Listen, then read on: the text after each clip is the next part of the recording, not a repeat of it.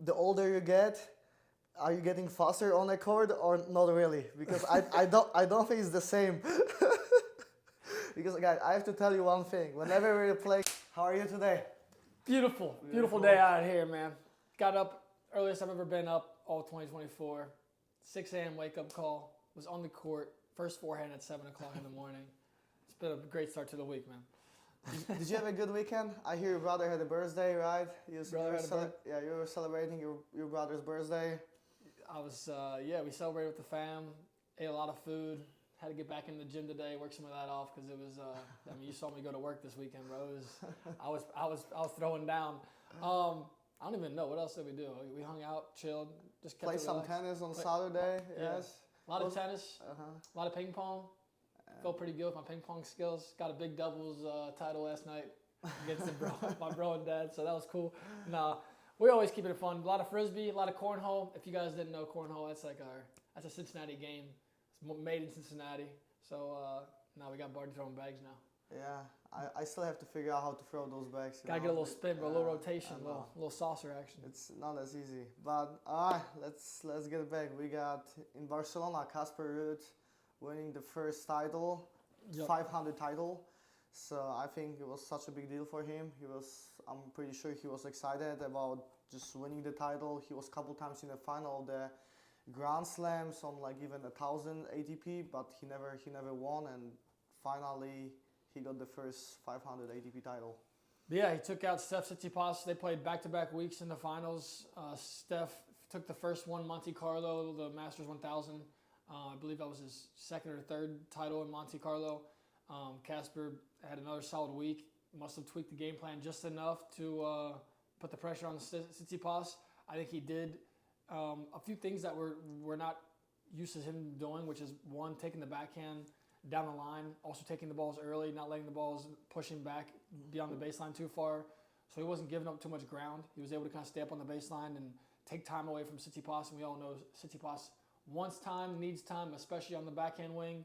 He needs to kind of load up that wing and to get his full extension. So Casper's a smart guy, plays percentage tennis. Him and his team are super dialed into the analytics, and you can just tell that it's like a robotic type style of tennis where it's like all about the numbers, but it works. No, he has a lot of people in his team, right? Like there's like Tsitsipas, you're gonna see maybe 1-2 people in his team. Like Casper is gonna have like 4 or 5 people that are always traveling with him. So I'm pretty sure everyone is making like a responsible and make sure like this guy, they're just getting ready for each of the shots. He's got my boy Oyvind, who is the Norwegian Tennis Federation, I believe, captain of their federation, and he's a big analytics guy. This guy's about 75 years old, I'm going to say.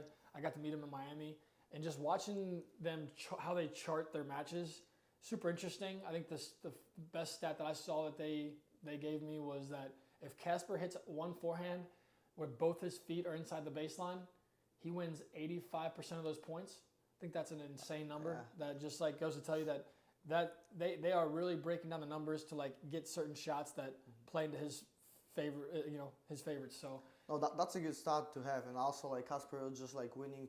I think every time when he's winning the first set, he won 26 matches and lost 0 of them. So it's like whenever Casper is on fire, like getting the first set, he's not gonna give it back to you anymore. It's an interesting player for me to talk about because, like, I know I've talked to you about him for years now, and like I remember when he was outside the top 20, I was telling you to keep an eye on this guy. But like, I really, even to this point where we've seen him have so much success as a top 10 player or whatever he is now, but like winning titles basically, it's like I still don't understand what about his game really gives the top players trouble. Like I don't trust him at the highest level, best of 5, with his game, like his strengths, like. I know he has a good forehand. He moves really well. He hits a lot of forehands. He tries to big margin, big spin, but it's like when you get a player like, for example, like a Jean-Leonard Struff, a guy like that who can just hit through the court so much easier. Again, we saw him do it against Taylor. It's like, what can Casper, like, that's not even a top player, but it's like those guys, they have like a game plan A that I trust that can cause some damage. But they're just consistent, Casper is a very consistent player. And like, a lot of players, they have like ups and downs in the matches. And Casper, you're never gonna see this guy that just going like and lots of this like ups and downs. You know, like his level is gonna be almost always the same, especially on a clay court. You know, because like he's just making every ball. That's why he's winning those matches. Like of course, in Yannick Sinner, Carlos Alcaraz, Novak Djokovic, whenever they're gonna be on his prime, like there's no chance he can beat these guys, but he can always be like top 4, top 5 player and just hang around there, you know. But like he's gonna use, if he's gonna have a chance, like a small chance, you're gonna see like, all right, this Carlos Alcaraz is not playing well today. Yeah, he can beat this guy. You know? No, I agree. No, not a bad place to hang around if you're a top 5 player in the world. If you're top 5 at anything in the world, you're doing something right. I made a big mistake last year, French Open. I think it was last year. I think Sasha was playing him in like the round of 16 or quarterfinals, and I was like, oh, this is a great matchup for Sasha. I'm going to bet on Sasha, and that did not work out. It cost you a lot. It cost me a bit there. I had to make a few more TikToks than normal that day. But no, I was like, so obviously there's something in his game that like, even someone that watches a lot of tennis like myself, I feel like there's just something that, and I feel like I see it on Twitter and stuff too. It's like, what is he doing? Like you said, staying consistent is one thing, but you have to have weapons at the top of the game, especially in the men's game. Like whether it's the serve or the forehand, or you know, like Medvedev's like a defensive style. It's like he's just solid across the board. He's not great at the net. He's not a great server. He's not like the best returner. He's just solid across the board. Yeah, let's mention one. Like all of his like last results was mostly on the clay court, and his favorite surface is clay court. You know, so it's like, of course, if you're gonna go to Wimbledon, like on the grass, then like he's not gonna feel that comfortable with that, because like, you know, like some players, like especially in the top, you need a good serve. You know, you need to like at least 2 points in each game, so you can get a free point. You know, and he's not gonna get that. You know, like he's having 1 or 2 aces. And he also didn't start well with Stefanos Tsitsipas. He got broke immediately. Yeah, exactly. And off the jump. Yeah, and then he was just like trying to get back. He got this break back, and then he used his chances to just win the set. And I got you. Yeah. one more thing I want to say, in Barcelona, I love that whenever after the tournament they just jump into the pool. Yeah, I think it's very special, right? Yeah. And like with the ball kids, you know, imagine when you're a ball kid and you just jump in with the winner of the tournament to the pool. No, it's 100%. That's I always look for that piece of content that comes out of those tournaments. I know they do it a couple other places. I'm drawing blank, but like just that experience, because like you win that title and like you're with those ball kids and ball girls all week, and those are your people.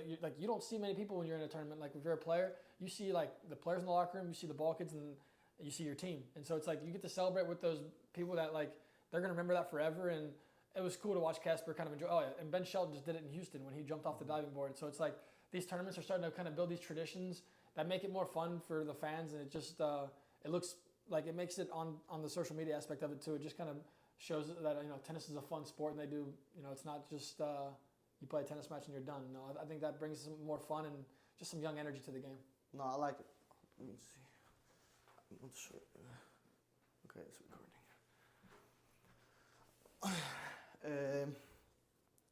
All right, we got Jan Schurf winning his title as well in Germany. So yeah, Munich, it was freezing cold there. They were wearing like hoodies and long sleeves and tight and like leggings and stuff. He used to work there, like he used to practice there every day. So like he was prepared for that. That's why he was able to beat Taylor Fritz. So it's good. We had a nice story whenever we were in Indian Wells. Mark Purcell told us where to grab some coffee. We're grabbing some coffee, and then we're seeing Jan Schurf just hanging around with his coach and just grabbing a coffee as well. So we had a nice conversation with we got to talk to him for 5-10 minutes. Super nice guy, easy guy to root for. He absolutely blitzed Holger Rune. Holger should be embarrassed. Got dubbed in 45 minutes. That's about as bad as it gets in men's tennis. I mean, 45 minutes is really bad. That's what I'm saying. It's about consistency, right? Like Casper Ruud is like right there with the consistency, and then you have Holger Rune that's like also in Miami. He lost like 6-1, 6-2. Yes. Yeah. So it's like Holger is. You know, I don't know about this man. Holger's got some. I don't know. Radoglu better start giving him some of that stuff that he gives to his other players, but he better not get caught, because I know that's gonna happen. I can't believe Holger hired that clown to be back into his coach, man. Like I don't know. A lot of these people are going to be like, they're all following Patrick Radoglu on Instagram and stuff. They think he's the greatest coach. That Kool-Aid is tasting pretty good, I understand. But like, if you like talk to anybody that like legit tennis coaches, and it's like they all kind of laugh at this guy. Like the guy walks around the tennis tournaments he's got a tennis bag, and on the tennis bag it is embroidered with the coach. I mean, anybody that you can't take this guy seriously, and it's like Holger. I have a hard time right now taking him seriously, and then you got his coach, and then his mom. It's just like this whole thing. Something ain't working out there. So sorry, I know we're trying to shout out Struff, but I got distracted. Struff, amazing title, his first title in his hometown, I believe, or at least his home country. Dominating performances from the jump. Just beat up on Taylor Fritz in the final, a guy that we're not used to seeing playing his best tennis on clay. But Struff, I mean, his firepower. We saw him beat Carlos on clay last year, I believe, but his firepower and his ability to hit through clay courts, which is our slowest surface in tennis, is super impressive. I mean, he can blitz the ball off the forehand, off the backhand, huge server, and for being a big guy, moves pretty well. So I've been a Struff fan, but like you said, after we met him like when we was getting coffee, it's like that. Just seeing how just of a nice, genuine dude he is, it's like we got to be fans of this guy. No, very, very nice guy. He's I believe now top 25. So his ranking is going up. I'm glad to see him. Last year, Indian Wells, I don't know if I told you this, but last year he was outside the top 150, and I remember commenting on one of his Instagram posts that it was like, he'll be back in the top 25, 30 real soon. And he got it. Yeah, he got it. He's right back to it. And we got Vukovic, Mr. Six-Pack, yeah? winning his title in Bucharest. Martin Fucsovic is the bodybuilder, man, dude. Took a title home on clay. That's... He loves to flex. He loves his six-pack. But I would too if I looked like that, bro. That's what I'm trying to get in the gym, look like that, so I can rip off. Yeah, I want to take home a ping pong title. Who was there? I forget his name. The guy from Czech Republic that we saw. Mahaj? Yuri Lehečka? Lehečka. Yeah, we just. Yuri Lehečka. Yeah. Woo, my boy. He gained some weight, but he's looking good. Tomas Burdick has a good one on his hands. Being coached by a guy like Burdick is definitely, I think, a recipe for success. I think that Yuri Lehečka is, I mean, he's only like, what, 6'1", 6'2", maybe? Hits 140 on the serve, and that's just... It's all about the power with your legs, you know? It like, if you can generate the power, you're going to see how much he's using his legs to just jump through the shot and finish inside the court. Yeah. All right, we got Madrid, ATP Madrid. We got the second round. What can happen? Again, Alex de Minaur with Rafael Nadal, but before that, he has a really tough match against a young fella from United States. That's not a tough match. It should not be. This is the lowest ranked player in the draw.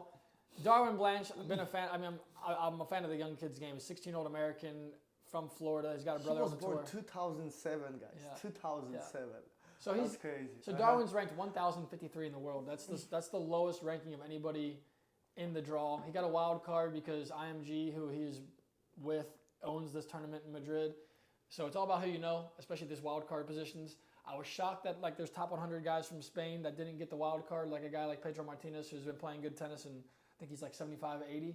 They chose to kind of go and tell their own story with IMG and get this Darwin Blanche in, who many of you guys may have heard of from Miami Open, but hold on, one more thing. I prefer that to get young players the wild card instead of like getting Venus Williams or Simona Halep. Well, that's a different point. Yeah, if you're gonna beat us, like there's so many tournaments. Yeah, you're gonna get a wild card from like some old players or the players that got found out on a doping.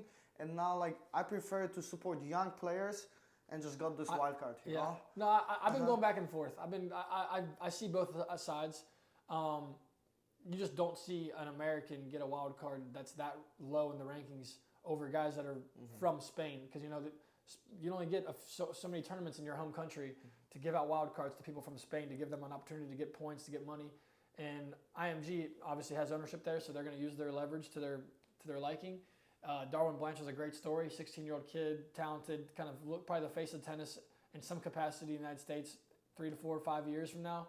So they're trying to just kind of get him some of those early matches. They get a legendary matchup with Rafa here. Just all part of the story that IMG gets to tell now for the next however many years.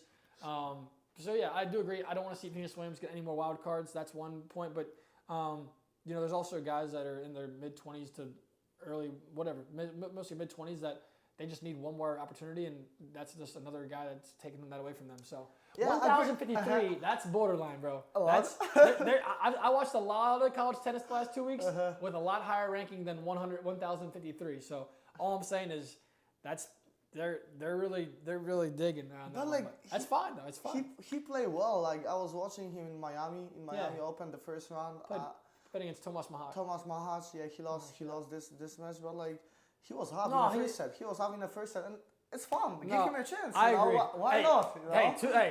two Masters 1,000 wild cards. Here you go, 16-year-old. Hey, not a bad. So he's gonna walk away. Even if he loses in the first round, he'll take a nice little like $50,000 paycheck or whatever it is. I think it's not about money for him now. You know? Of Like, course not. But it is. about It money. is about money for the players that are trying to make a living that are not 16. You know, the I get it. 26-year-old that's traveling the world, he needs that money. I So get it. I get it. That's All it. right. So we got, if that happens, Rafael Nadal's gonna win the first round. We got again Diminar We don't want to see that against again. Rafa. I don't know. Like in the second set, he just destroyed Rafael Nadal. He didn't have any weapons, but I still think Rafael Nadal needs just more matches. You know, if he's gonna get more matches, he just have to feel more comfortable on the court. Like every match, I'm telling you, he's gonna feel more and more comfortable, because he just hadn't played so many. He just hadn't played a lot. You know. I mean, yeah, So, it doesn't matter. Yeah, but I believe my guy. I believe my he's guy. beating up on a lot. lot of teenagers in practice. I mean, and it's yeah. I mean, I'm Rafa. I really would like to see him go out on his own terms at the end of this Roland Garros. I hope he stays together, his body stays intact, and he's able to finish a couple matches, win a couple matches maybe. It's not looking great. I mean, like, just the thing I can see the most that makes me not excited to watch him is, like, I used to love watching Rafa get into a corner to play defense and then just push off and burst to the other corner and get and recover. He just doesn't have that ability to get out of the corner smoothly and like with a burst of power. So like he has to rely on his anticipation way more than he's ever had to rely on it. So like if he guesses wrong, he's cooked. And Diminar was But then he lost in the next round like so easy. that just goes I know. One thing about you, the older you get, are you getting faster on the court or not really? Because I don't think it's the same.